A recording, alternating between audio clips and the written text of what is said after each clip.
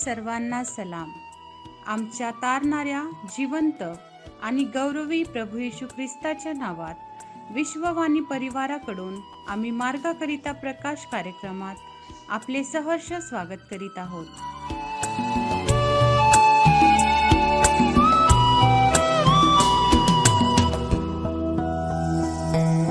हा दिवस प्रभूचा आहे, उल्हास व आनंद करू.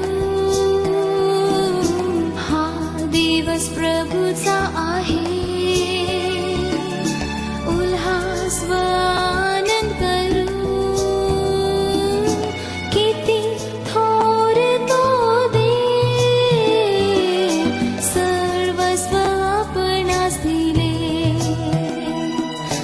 किती थोर तो दे, सर्वस्व आपणास दिले.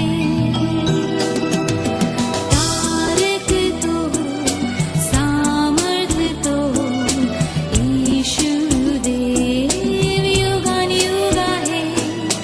तारक तो, सामर्थ तो, येशू देव युगानुयुग आहे.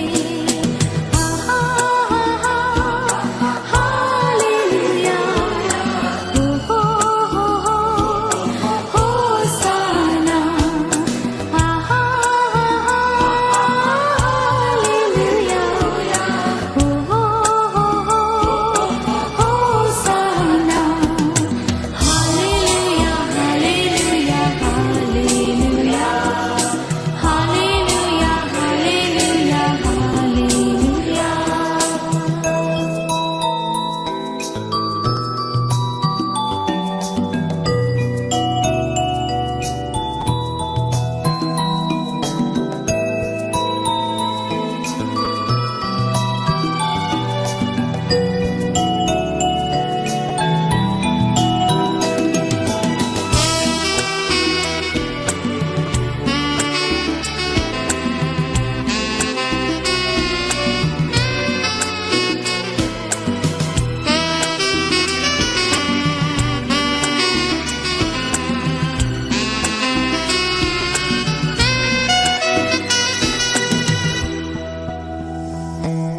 चला हो आता त्याकडे.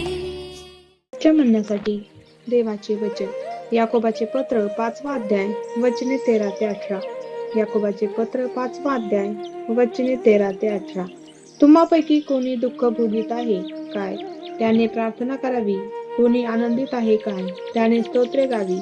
तुम्हापैकी कोणी दुःखनाईत आहे काय, त्याने मंडळीच्या वडिलांना बोलवावे आणि त्यांनी प्रभूच्या नावाने त्याला तेल लावावे व त्यांच्यावर ओनवून प्रार्थना करावी. विश्वासाची प्रार्थना दुःखनाईतास वाचविल आणि प्रभू त्याला उठविल. आणि त्याने पापे केली असली तर त्याला क्षमा होईल. तेव्हा तुम्ही निरोगी व्हावे म्हणून आपली पातके एकमेकांजवळ कबूल करून एकमेकांसाठी प्रार्थना करा. नीतिमानाची प्रार्थना कार्य करण्यास फार प्रबळ असते. एलिया आपल्यासारख्या स्वभावाचा माणूस होता. त्याने पाऊस पडू नये अशी आग्रहाने प्रार्थना केली आणि 3.5 वर्ष पृथ्वीवर पाऊस पडला नाही.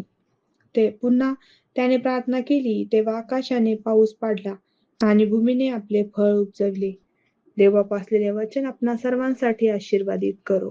प्रियांनो, सर्वांना प्रभू येशूच्या प्रिय आणि गोड नावात सलाम. जो शास्त्र भाग आपण या ठिकाणी वाचलेला आहे त्यावरती आपण चिंतन आणि मनन करणार आहोत.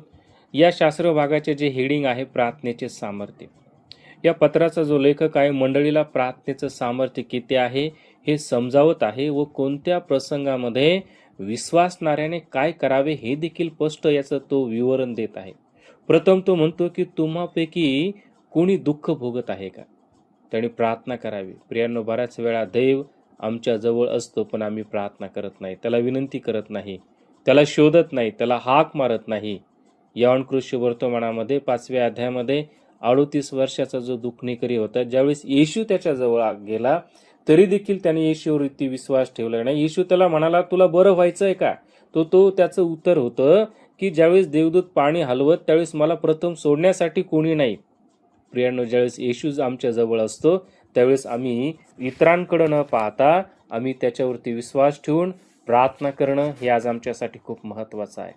मग परिस्थिती कोणती असू द्या, समस्या कोणती असू द्या, प्रियांनो, आम्ही निरंतर प्रार्थना करावी आणि त्याच्यावरती विश्वास ठेवणं हे आमच्यासाठी महत्त्वाचं आहे.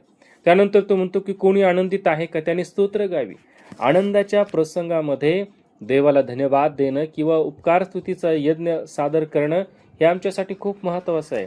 प्रियांनो, दावीद राजा एवढा मोठा राजा होता तरी देखील स्तोत्र 103:1 मध्ये तो म्हणत आहे, हे माझ्या जीवा परमेश्वराचा धन्यवाद कर, हे माझ्या सर्व अंतर्यामा त्याच्या पवित्र नावाचा धन्यवाद कर. प्रियांनो, उपकार स्तुती केल्याने आपल्या जीवनाच्या द्वारे देवाचं गौरव होतं व देव आपल्याला अधिक आणि अधिक काय करतो, आशीर्वादित करतो. त्यानंतर तो म्हणत आहे, कोणी दुःखनाईत आहे काय, मंडळीच्या वडिलांना बोलवावे आणि प्रभूच्या नावाने त्याला तेल लावावे, त्याच्यावर ओणून प्रार्थना करावी. प्रियांनो, देव आपल्याला सर्व अधिकार देत आहे. ज्या येशूने शिष्यांना कामगिरीवर पाठवले तेव्हा त्यांना तो अधिकार दिला. मत्तई 10:8 मध्ये तो म्हणत आहे, रोग्यास बरे करा, मेलेल्यास उठवा, कुष्ठ्यास शुद्ध करा, भूते काढा, फुकट मिळाले फुकट द्या. जर एखादा व्यक्ती आजारी आहे आणि मंडळीतील प्रियांनो ज्यावेळेस लोक त्याच्याकडे जातील, एक चित्तानं देवाला हाक मारतील, त्या व्यक्तीसाठी एक चित्तानं देवाजवळ विनंती करतील, तो देव त्यांची प्रार्थना स्वर्गातून ऐकेल आणि त्यांच्या जीवनात बदल घडून येईल. कारण हा अधिकार देवाने तुम्हाला, मला, प्रत्येकाला देऊ केलेला आहे. आणि त्यानंतर आम्ही पाहतो की कोणी निरोगी व्हावे म्हणून आपली पातके एकमेकाजवळ कबूल करावी. त्याने पापे केली असली तरी त्याला क्षमा होईल. प्रियांनो, बऱ्याच वेळा लोक आपली पातके एकमेकाजवळ कबूल करतात, सेवकांजवळ, परंतु आम्ही पाहतो की त्याच्यासाठी मध्यस्थी करणं हे आमचं काम आहे, ही आमची जबाबदारी आहे, ना की ते ऐकून आम्ही इतरांना सांगावे. प्रियांनो, ज्यावेळेस आम्ही त्या व्यक्तीसाठी मध्यस्थी करू त्यावेळेस त्या व्यक्तीच्या जीवनात तारण मिळेल, त्याच्या जीवनात बदल घडून येईल आणि त्याच्या पापांची क्षमा होईल. आणि म्हणून प्रार्थनेमध्ये किती सामर्थ्य आहे आज या वचनाच्या द्वारे देवाने आम्हाला दाखवून दिलेलं आहे. देवाने आम्हाला त्याची जाणीव करून दिलेली आहे. कारण एलियाचं उदाहरण त्याने प्रियांनो या ठिकाणी दिलं. एलिया देखील एक साधारण व्यक्ती होता, पण त्याने प्रार्थना केली आणि प्रार्थनेच्या द्वारे आम्ही पाहतो की प्रियांनो त्याने प्रार्थना केल्यानंतर 3.5 वर्ष पाऊस पडला नाही. पुन्हा त्याने प्रार्थना केली तेव्हा आकाशाने पाऊस पाडला आणि भूमीने आपले फळ उपजले. तर देव आमच्या जीवनात अशा प्रकारे कार्य करण्यासाठी तयार आहे. देवबाप, या वचनाच्या द्वारे आपणास आशीर्वाद देव. प्रिय बापा, आम्ही धन्यवाद देतो, तुझी स्तुती करतो. प्रार्थनेमध्ये किती सामर्थ्य आहे आणि कोणत्या प्रसंगामध्ये आम्ही काय करावं याविषयी तू आम्हाला सहाय्य मार्गदर्शन केलंस, त्याबद्दल धन्यवाद देतो.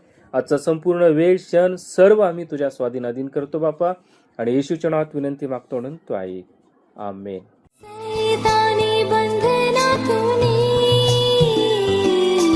आपणास सोडवितो,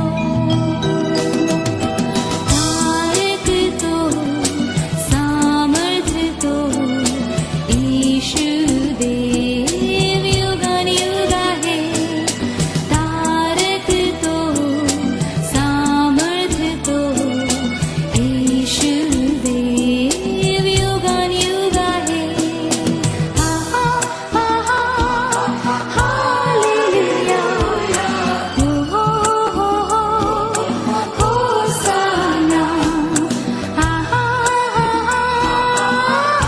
हालेलुया, हो हो हो हो, होसाना. आणि तुम्ही विश्वास धरून प्रार्थनेत जे काही मागाल ते सर्व तुम्हास मिळेल. आपल्या प्रार्थना विनंत्या कोणत्याही वेळेस विश्ववाणी प्रार्थना केंद्राला टोल फ्री नंबरद्वारे कळवू शकता. आमचा टोल फ्री नंबर 1-800-2700-333. पुन्हा ऐका, 1-800-2700-333. आम्ही आपणासाठी या नंबरवर प्रार्थना करण्यास उपलब्ध आहोत. धन्यवाद.